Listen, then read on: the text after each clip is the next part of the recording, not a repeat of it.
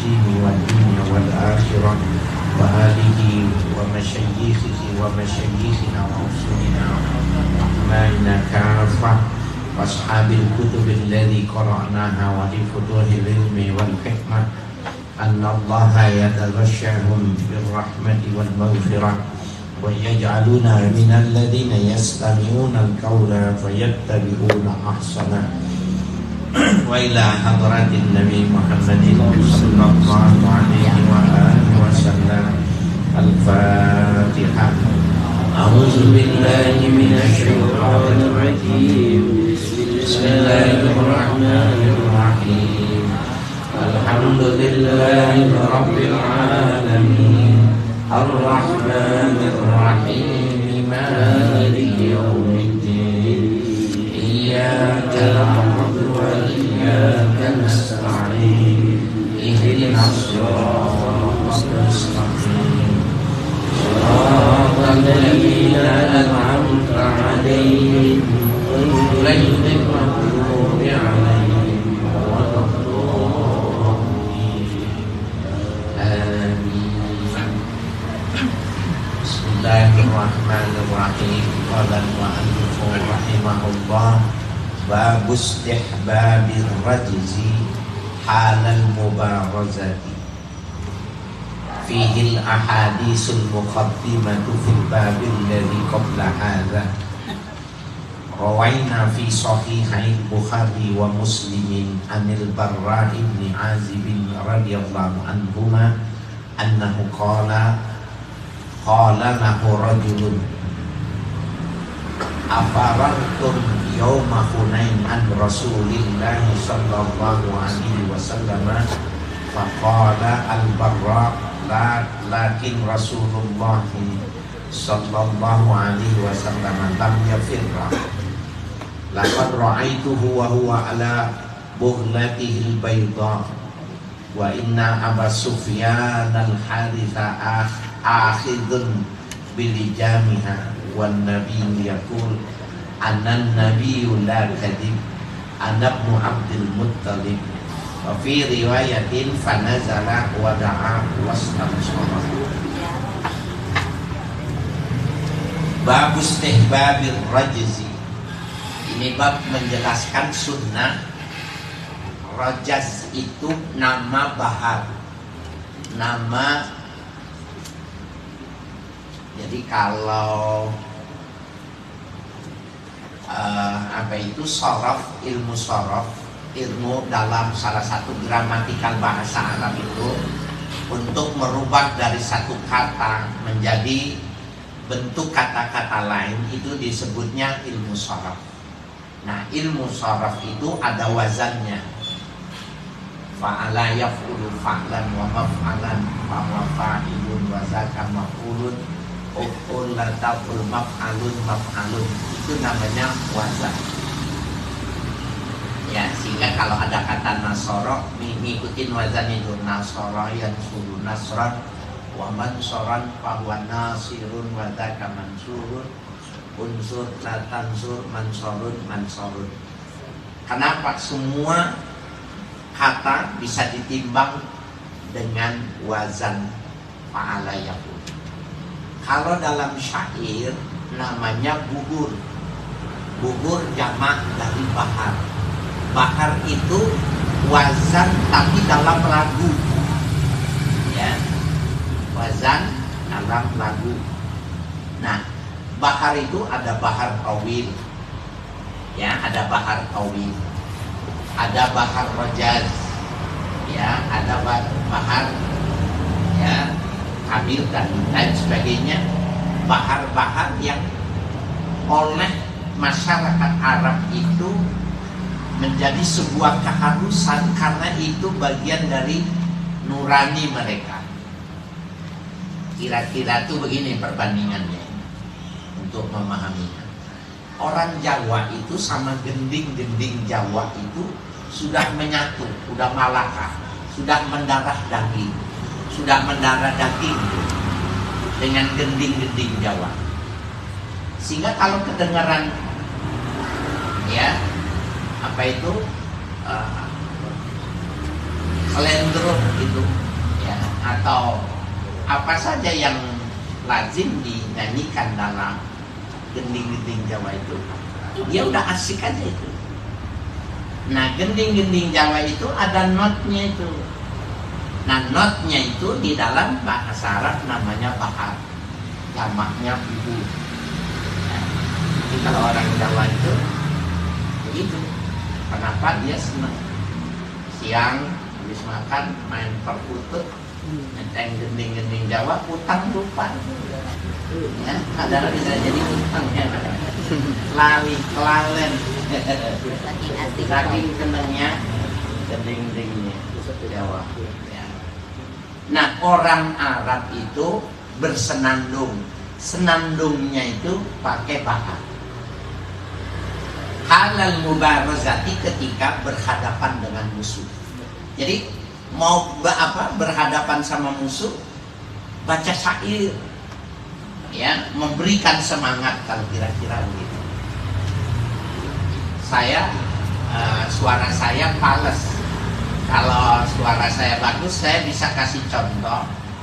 Wayang itu kalau mau masuk ke satu instrumen lain itu, dalang itu mengantarkan dulu, nah itu enak. Jadi lagu itu menyenangkan ya.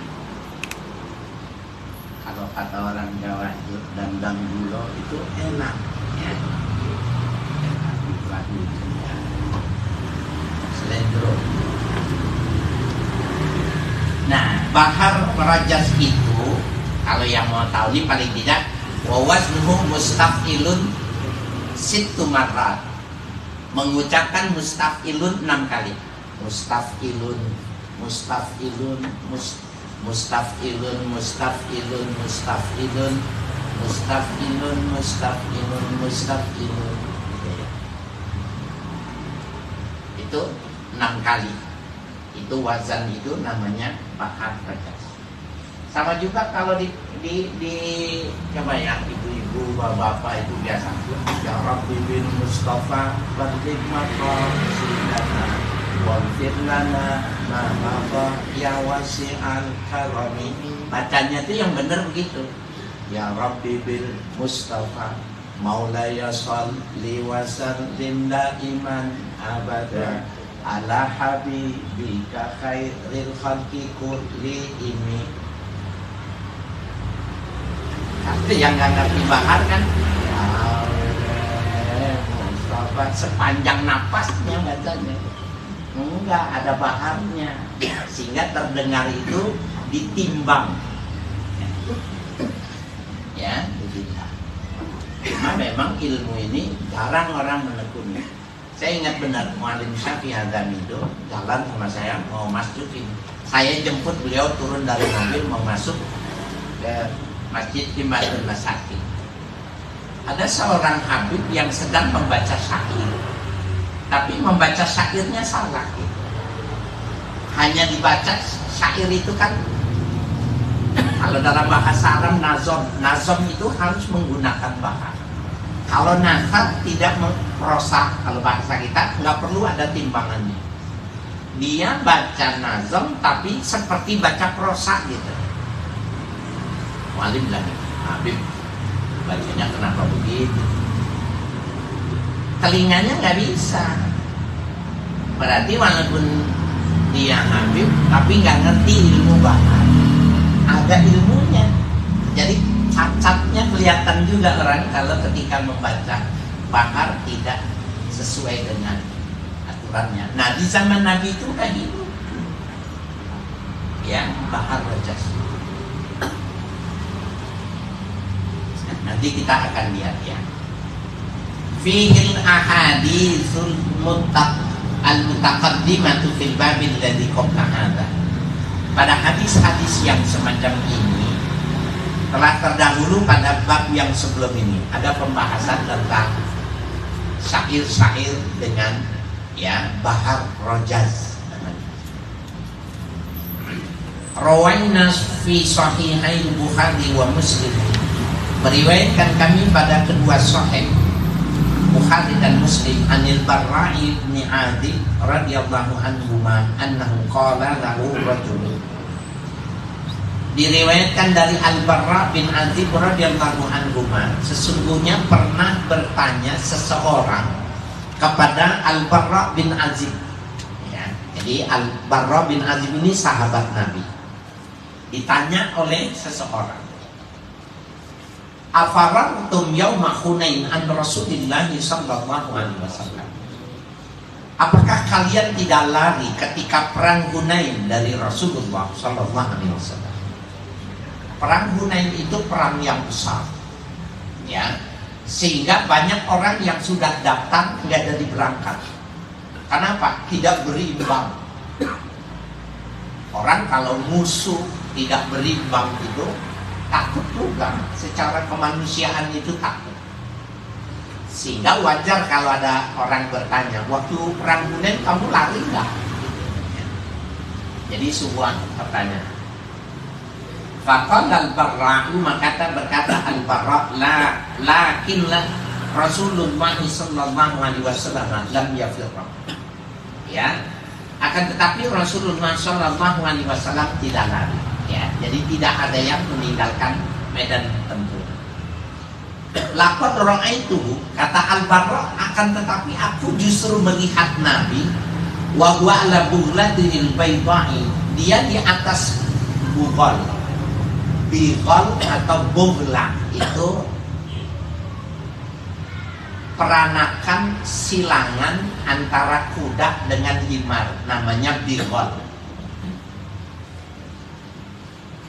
Menarik ya, jadi himar itu kuat, kalau ngangkat barang itu kuat, cuma adatnya jelek. Kuda itu mudah diatur, tapi kalah kuat sama himar gitu.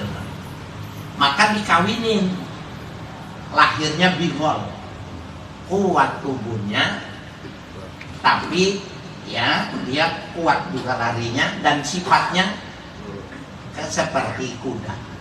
Saya pernah cerita ya, himar itu biar tahu nih kenapa Nabi milihnya bighal gitu. Jadi bukan cuma sekedar sederhana. Di Eropa itu ada perlombaan himar. Saya kebetulan lihat berita itu, saya lagi lihat TV gitu, saya lihat, tapi dan saya senang gitu. Baru tahu saya himar itu aneh. Kalau kuda itu dinaikin. Harapan saya sapi itu pakai gerobak gitu. Nah, kuda itu dinaikin. Kalau anjing kecepatan. Kalau himar itu dia dinaikin, tapi yang naikinnya itu bawa kompor, bawa penggorengan, bawa minyak, bawa telur. Yang naikinnya itu kenceng dia. Kalau udah capek dia berhenti, nggak pakai pelan-pelan berhenti, bukan, dia berhenti aja naik. Dan tidak ada lomba himar itu bawa pecut. Kalau kuda kan bawa pecut gitu, lari lagi gitu, nggak ada. Himar itu seandainya dibacok kakinya patah itu nggak mau lari. Nah, jeleknya himar itu kalau dia nggak mau jalan, nggak mau jalan. Patah kakinya nggak bakalan jalan. Sakit badannya nggak mau jalan. Turun tuh, ya, masak di depan mulutnya digorengin, ya, telur goreng, telur dadar. Aneh. Bau telur dadar, kasih makan telur dadar, dikebut lari kenceng banget. Baru tahu saya, baru tahu saya, kaget saya. Aneh. Gak ada binatang yang kayak gitu, gak ada. Di silang, lahirnya namanya bighal. Nabi itu tidak naik kuda, karena kalau naik kuda itu berarti naik Mercy gitu ya. Jadi Nabi itu naik Ayla gitulah ya, yang bighal kira-kira kelasnya begitu, nggak mau yang mewah.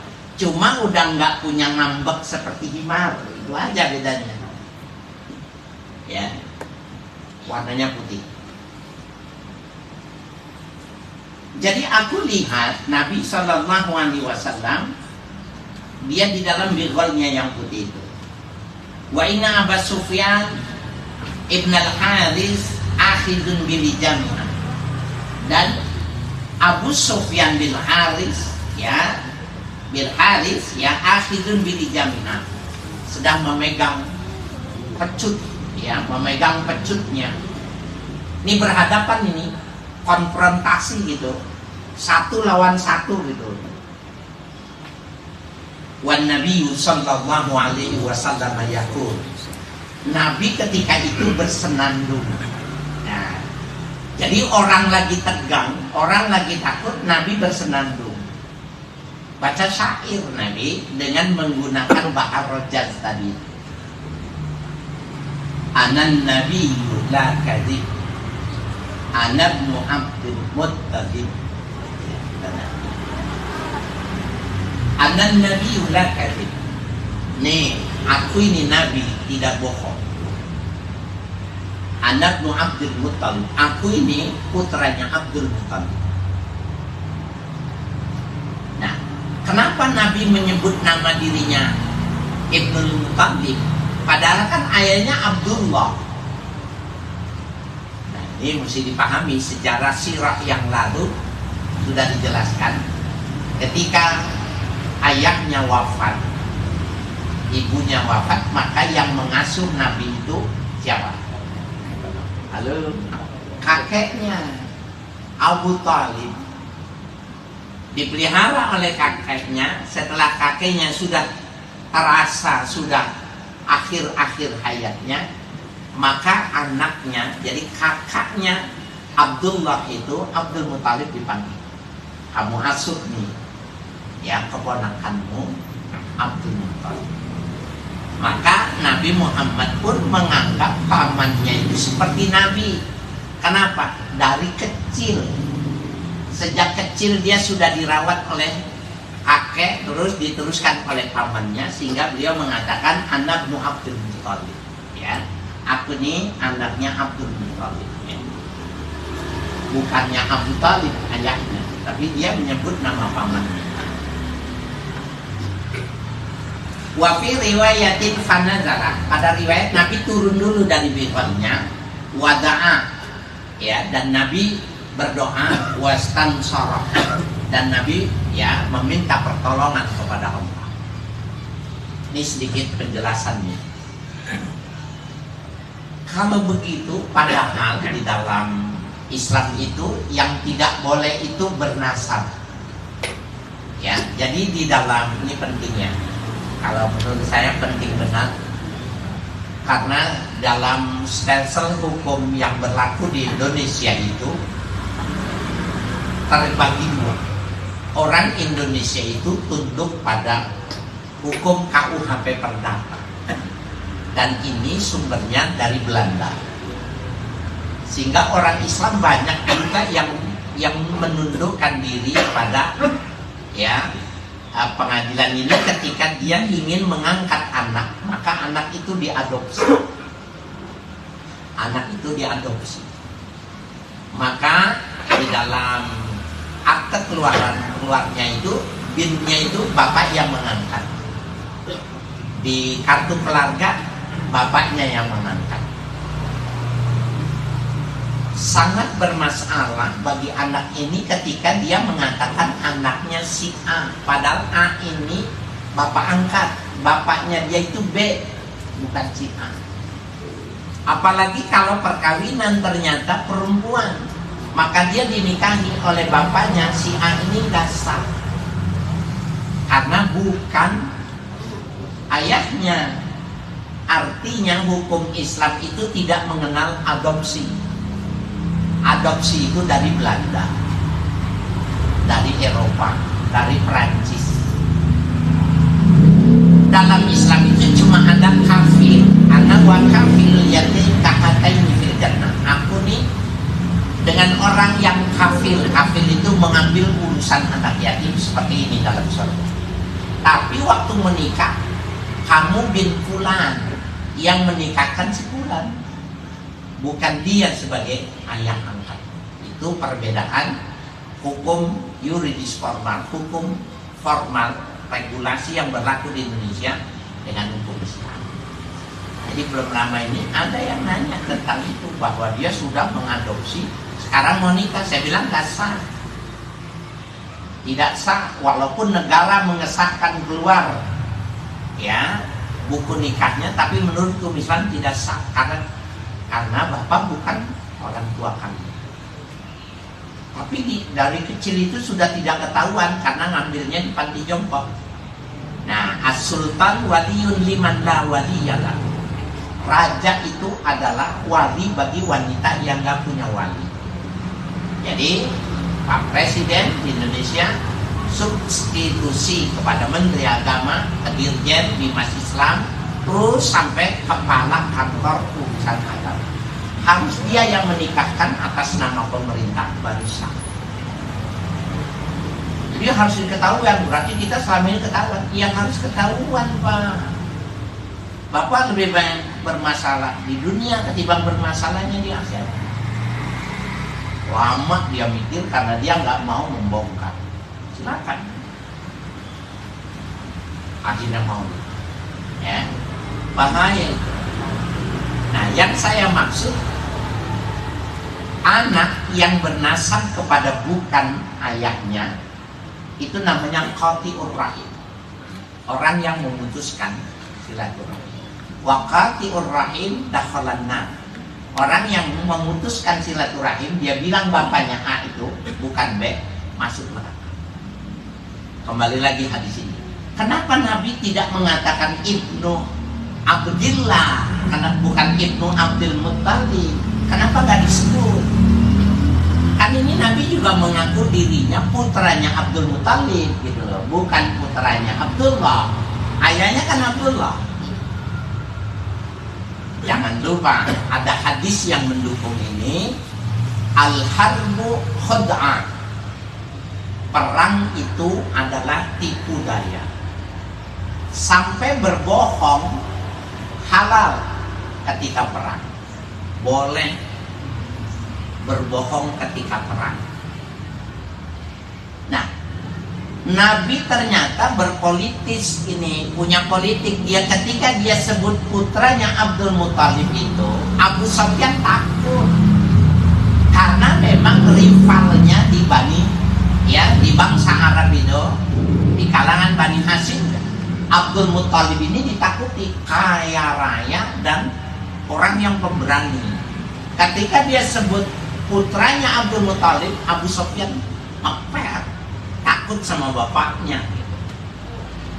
Paham ya?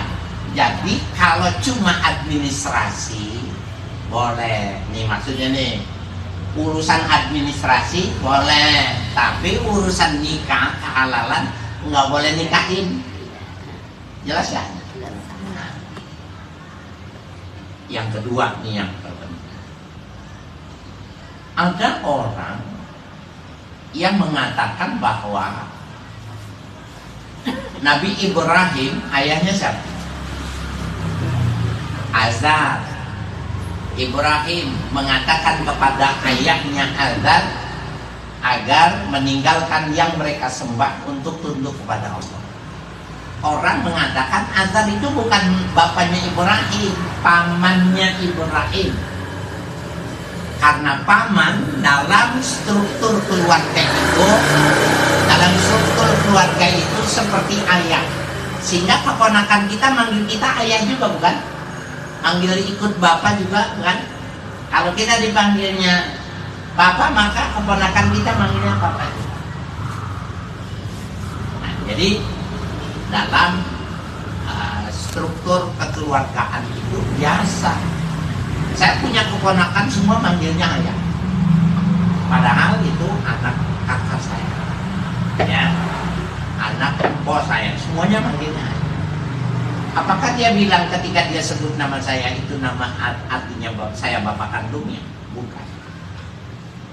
Inilah yang dimaksud. Ini menjadi penting sehingga kalau di masyarakat ada orang yang mengadopsi, udah biarin urusan administrasinya itu, akte kelahirannya itu namanya bin A, ya, kemudian di kakaknya bin'ah nggak apa-apa, tapi nikahnya harus pakai wali.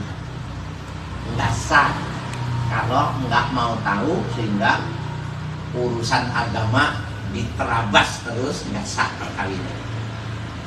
Ini betapa pentingnya. Ya, saya juga nggak tahu juga nih. Nah, di sini ya ternyata Nabi menyebutkan nama pamannya. Karena memang kan di dalam surah, kita kebetulan di komplit ya pada surah Nabawi kemarin itu, ketika umur 18 tahun yang mengajak itu bukan ayahnya, pamannya. Ya, berdagang ke Syam sampai Pendeta Bahiro mengatakan dilihat tanda-tandanya. Kenapa batu tunduk, pohon tunduk, bayangan mengikutinya. Kata Bahiro, bawa pulang. Aku khawatir dibunuh. Anak itu bawa pulang. Ini adalah Nabi akhir zaman. Ya, nah jadi Abu Thalib itu bukan cuma sekedar paman, tapi memang sudah seperti ayah. Yang kedua, ini politis. Di hadapan Abu Sufyan sebut Abu Thalib, getar orang takut gitu. Karena memang Nabi mengatakan al-harbu khud'ah, perang itu tipu daya. Jangan bilang gini, itu ada hadisnya sahih. Nabi nyebutnya bukan bapaknya. Ini maksud, paham nggak nih maksud saya? Jangan kesima nanti ada orang mempertahankan adopsinya, dalilnya hadis ini gitu. Coba lihat dalam kitab ada hadis yang sahih yang menjelaskan bahwa Nabi menyebut ayahnya itu bukan Abdullah, tapi Abdul Muthalib. Jawabannya itu tadi. Jadi betapa saya berkepentingan menjelaskan tentang hadis itu. Ya. Ya. Kalau mempelai laki-laki nyebutinya bin sama juga, bin ayah angkatnya gitu. Iya, kalau cuma administrasi nggak apa-apa. Yang penting etikot dianya tuh. Kalau laki kan nggak pakai wali. Maksudnya pertanyaan nih, laki kan nggak pakai wali. Apakah dia boleh nyebutnya bin A gitu loh? Kalau cuma administrasi nih, karena memang dia dari dulunya udah aktenya dia seperti binnya, bin A, KTP-nya, kakaknya. Kalau di kakak kan ada binnya. Administrasi nggak apa-apa, cuman dia mesti tahu, bapaknya kasih tahu, bapakmu B, gitu loh. Walaupun lakinya, sehingga dia wajib ziarah kubur, wajib dia mendoakan bapaknya, ya. Intinya itu mendoakannya itu menjadi wajib.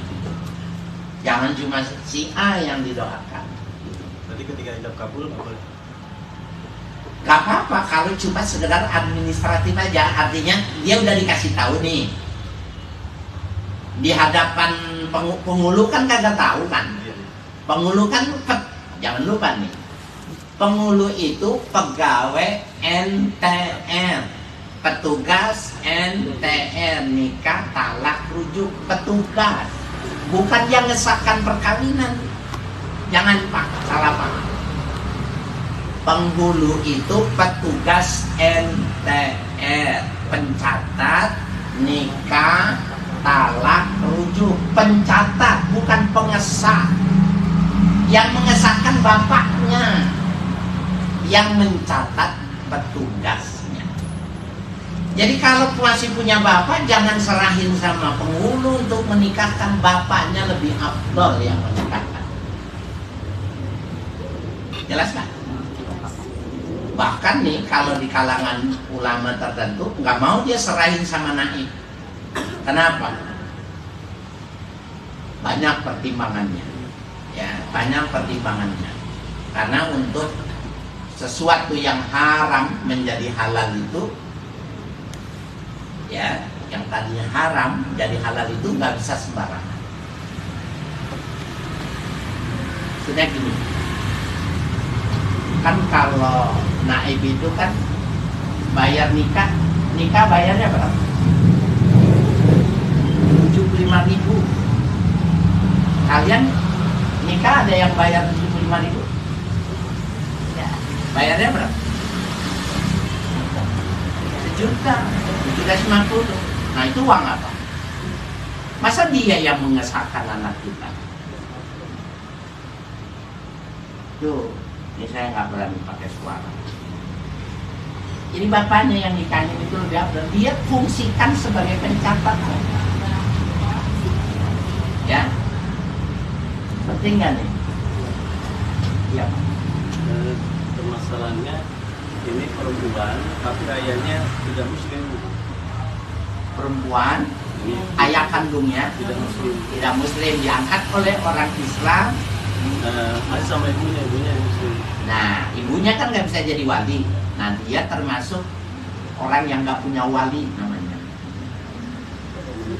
Jadi as-sultan waliyun liman la waliyalah. Raja adalah wali bagi wanita yang nggak punya wali. Nanti yang menikahkan itu kepalanya nggak bisa naib yang di bawah itu, yang substitusi nggak boleh. Aturannya udah ngerti dia, Pak ini kita nih mamanya tahu ya, Pak ini walinya wali tahkim.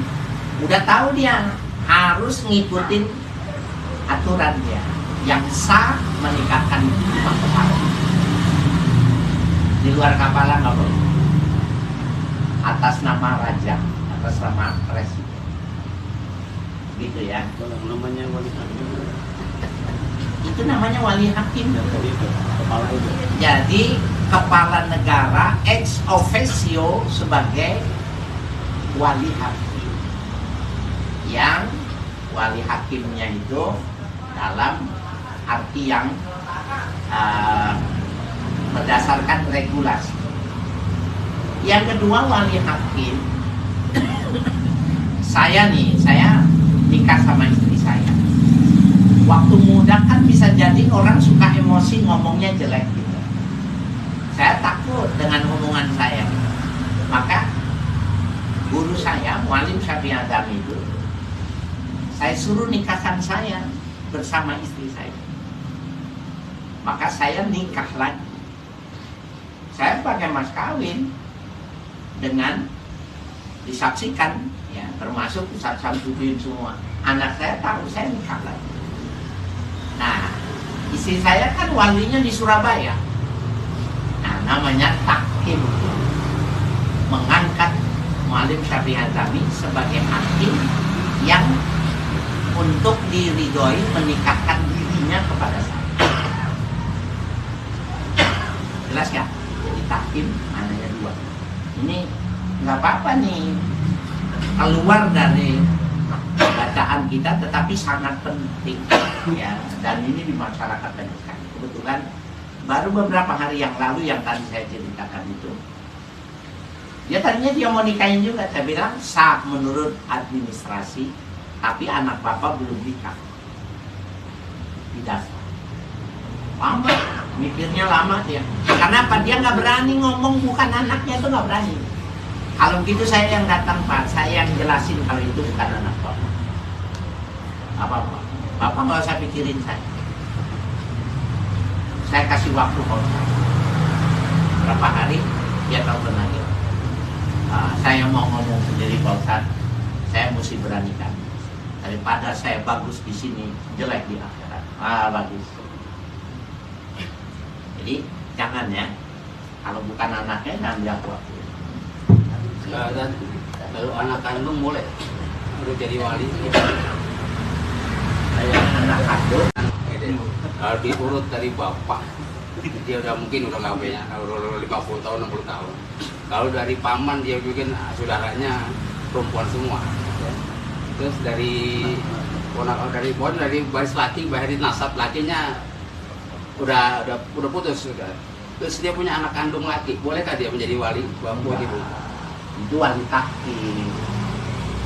Tahkim bukan anak menikahkan ibu. Nggak bisa jadi wali dia. Jadi tahkim kita orang yang ditunjuk oleh ditunjuk oleh wanita itu untuk menikahkan dirinya. Hakim itu seperti itu. Bukan anak nikahin ibunya, derajatnya naik. Ya. Jadi kalau wali itu bapaknya, kalau bapaknya nggak ada, kakeknya. Kalau kakeknya nggak ada, ke samping pamannya dari bapak. Ya, kalau nggak ada dari pamannya, anak pamannya, sepupu tuh. Makanya sepupu itu boleh menjadi wali atas wanita, boleh menjadi pengantin nikah itu boleh. Ya, jadi boleh menikah sama sepupu dan boleh menjadi wali nikah manakala ke atas, ke bawah, ke samping tidak ada. Nggak ada turun, nggak ada. Ya. Baik. Ini banyak keluar tapi semua punya korelasi dengan kajian.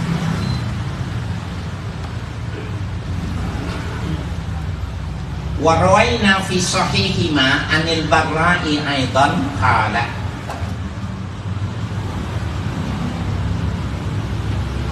Kami meriwayatkan hadis sebagaimana tersebut di dalam kedua sahih keduanya, Bukhari dan Muslim, dari Imam Al-Barra bin Azib. Beliau mengatakan, ra'aitu Nabi sallallahu alaihi wasallam yantakilu ma'anat turab yaumal ahzab wa qad warat turabu bayadu batnihi wa huwa yaqul Allahumma law anta ma'ahdai ma Allahumma mahtadaina wala tasaddaqna wala shallaina fa'anzil sakinatan alaina wasabbitil aqdama in la khaina innal una qad balaghu alaina wa idza aradu fitnatan abaina. Ya. Aku pernah melihat Rasulullah sallallahu alaihi wasallam yantakilu ma'anat turab, ya. Beliau bergeser bersama, ya, membawa tanah yaumal ahzab, ketika perang Ahzab. Waqad warat, ya, waqad warat turabu bayadu batnihi, ya. Waqad warat turaba bayadu, ya, batnahu, ya. Sungguh Nabi menguburkan tanah yang putih itu di bagian dalamnya. Jadi Nabi mengambil tanah, tapi tanah itu, ya, beliau menguburkan. Jadi gali tanah yang dibacakan doa itu dimasukkan ke dalam tanah. Ya, wa huwa yaqul, dan beliau berdoa, Allahumma laula anta mahtadaina, ya Allah, seandainya bukan karena Engkau, tidak ada yang bisa memberi petunjuk kepada kami. Wala tasaddaqna, tidak ada yang bisa membenarkan kami. Wala shallaina, dan tidak ada yang bisa sholat di antara kami. Ya, tidak ada. Sholat itu juga boleh maknanya mendoakan. Fa'anzil sakinatan alaina, fa'anzilan sakinatan alaina, maka turunkanlah ketenangan kepada kami. Jadi waktu perang Ahzab itu berat, ya, goncang juga. Pada kapasitas diri seorang manusia itu timbul juga mungkin perasaan takut dan lain sebagainya. Maka Nabi melakukan wasabbitil aqdama in la khaina, dan kokohkanlah kaki kami ketika kami berhadapan dengan mereka. Innal ula qad baghaw alaina, sesungguhnya yang lalu-lalu mereka telah berlaku zalim terhadap kami. Idza aradu fitnatan fa'abaina, bila mereka ingin melakukan sebuah fitnah, sesuatu yang berbahaya, abaina, singkirkan dari kami. Nah, Bapak, saudara sekalian yang berbahagia, ini yang dimaksud bahwa Nabi itu memberikan simbol. Jadi Nabi itu dalam beberapa hal, Nabi itu suka dengan simbol. Kita masih ingat ya dulu di jilid keberapa tentang teknik seorang sahabat Nabi yang punya anak tunggal satu-satunya, udah lama nggak bisa hamil lagi, anaknya cuma satu-satunya. Ketika dia berangkat perang, anaknya meninggal satu-satu. Maka istrinya itu hebat. Dia bilang keluarganya dan tetangganya, jangan ada yang mengatakan kepada suamiku anaknya meninggal. Aku yang harus mengatakan. Bulan lama pulang suaminya. Ketika suaminya pulang, tanya, mana anak-anak? Anak-anak gampang, kau mesti makan dulu. Kasih makan nikmat. Sudah selesai makan, anak mana? Apakah kau nggak ada hajat dengan?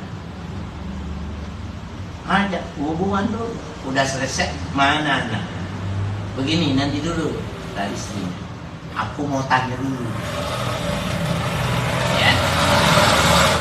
Kalau kita dititipi barang, kita boleh menggunakan barang. Kemudian si pemiliknya itu mau meminta, apakah boleh kita menahan? Nggak boleh kita ke suami. Pulangin karena itu barang titipan.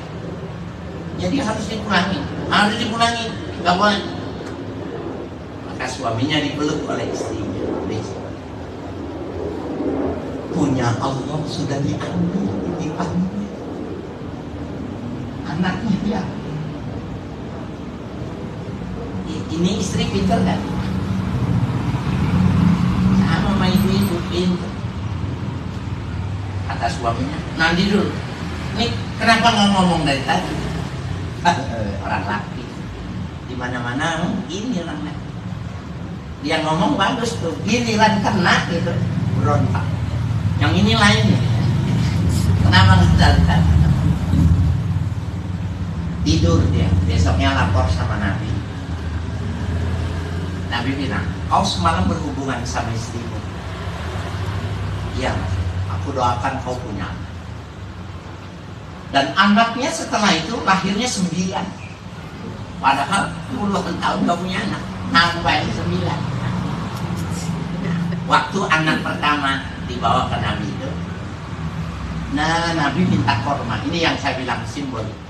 Nabi minta korma yang punya doa, dimasukin ke anak, ya, masukin anak itu didoain.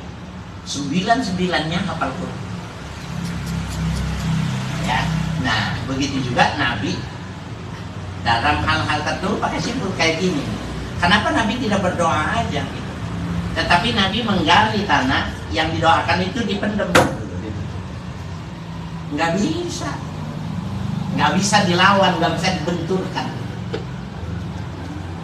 Banyak ya hal-hal tertentu itu pakai simbolik gitu ya. Dan itu lebih bisa untuk kondisi pada saat itu disukai ya. Wa rawaina fi sahihil Bukhari wallahu